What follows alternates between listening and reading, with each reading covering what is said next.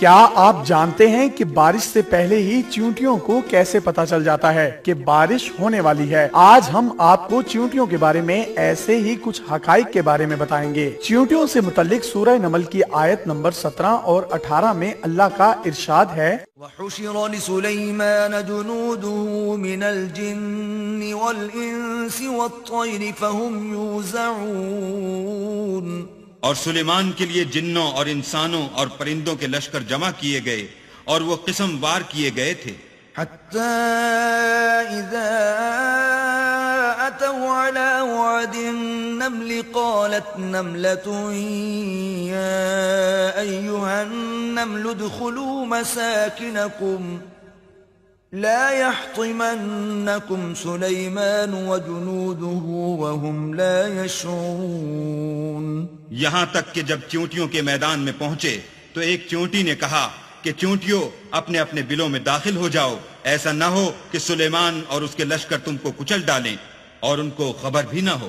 اور سلیمان نے جب اس چیونٹی کی بات سنی تو مسکرائے اور اپنے لشکر کا رخ موڑ لیا۔ چیونٹیاں حضرت سلیمان علیہ السلام سے بات کرتی تھی اور اللہ نے سلیمان علیہ السلام کو ان کی بات سمجھنے کی صلاحیت بھی دی تھی، جو بات قرآن نے 1400 سال پہلے بتائی۔ آج کی جدید سائنس مختلف تجربات کرنے کے بعد اس نتیجے پر پہنچی ہے کہ چیونٹیاں ایک زبردست معاشی سسٹم میں رہتی ہیں اور اتنے مشکل سسٹم سے بات کرتی ہیں کہ عقل دنگ رہ جاتی ہے۔ سائنس نے بتایا کہ چیونٹیاں آواز سے بات نہیں کرتی بلکہ ڈیٹا منتقل کر کے بات کرتی ہیں، اور ان کا طریقہ یہ ہوتا ہے کہ وہ اپنے منہ سے ایک مواد نکالتی ہیں اور سامنے والی چیونٹی کے منہ پر چپکا دیتی ہیں۔ دوسری چیونٹی اس سے سارا پیغام ڈی کوڈ کر کے سمجھ لیتی ہے۔ اس لیے آپ نے اکثر دیکھا ہوگا کہ چیونٹیاں چلتے چلتے رک کر دوسری چیونٹی کے منہ سے منہ لگا کر آگے چلی جاتی ہیں۔ یہ وہ عمل ہوتا ہے جس میں وہ ڈیٹا منتقل کرتی ہیں۔ جدید تحقیق میں یہ بات ثابت ہو چکی ہے کہ چیونٹیاں آپس میں نہ صرف بات کرتی ہیں بلکہ ایک زبردست نظام کے تحت زندگی بھی گزارتی ہیں۔ آپ نے اکثر دیکھا ہوگا کہ بارش سے پہلے چیونٹیاں اپنے گھر کے باہر گول چکر لگانا شروع کر دیتی ہیں اور مٹی کے پہاڑ بنا لیتی ہیں تاکہ بارش کا پانی ان کے گھر میں نہ آ سکے۔ انہیں وقت سے پہلے بارش کا اس لیے اندازہ ہو جاتا ہے کہ ان میں قدرتی طور پر سینسر موجود ہوتا ہے جسے ہائیڈروفولک کہتے ہیں۔ جب ہوا میں نمی کا تناسب زیادہ ہو جاتا ہے تو چیونٹیوں میں موجود یہ سینسر اسے محسوس کرتا ہے اور چیونٹیوں کے دماغ کو بارش کے متعلق پیغام پہنچاتا ہے۔ اس لیے چیونٹیاں بارش سے پہلے ہی اپنے کھانے پینے اور رہنے کا انتظام کر لیتی ہیں۔ محکمہ موسمیات بھی اسی عمل کو دہراتے ہوئے ہوا میں نمی کا تناسب نوٹ کرتے ہیں اور پھر بتاتے ہیں کہ بارش کے کیا امکانات ہیں۔ تاریخ گواہ ہے کہ جنہوں نے قرآن کا مطالعہ کیا ان لوگوں نے درختوں کے نیچے بیٹھ کر بھی زمین کا حجم بتایا، بلکہ یہ بھی بتایا کہ انسان پرندوں کی مانند کیسے پرواز کر سکتا ہے۔ اگر ہم قرآن مجید میں غور و فکر کریں تو ایسی ایجادات کر سکتے ہیں کہ نسل انسانی حیران رہ جائے۔ اللہ تعالیٰ نے قرآن پاک میں ارشاد فرمایا ہے کہ اس میں عقل رکھنے والوں کے لیے بہت سی نشانیاں ہیں۔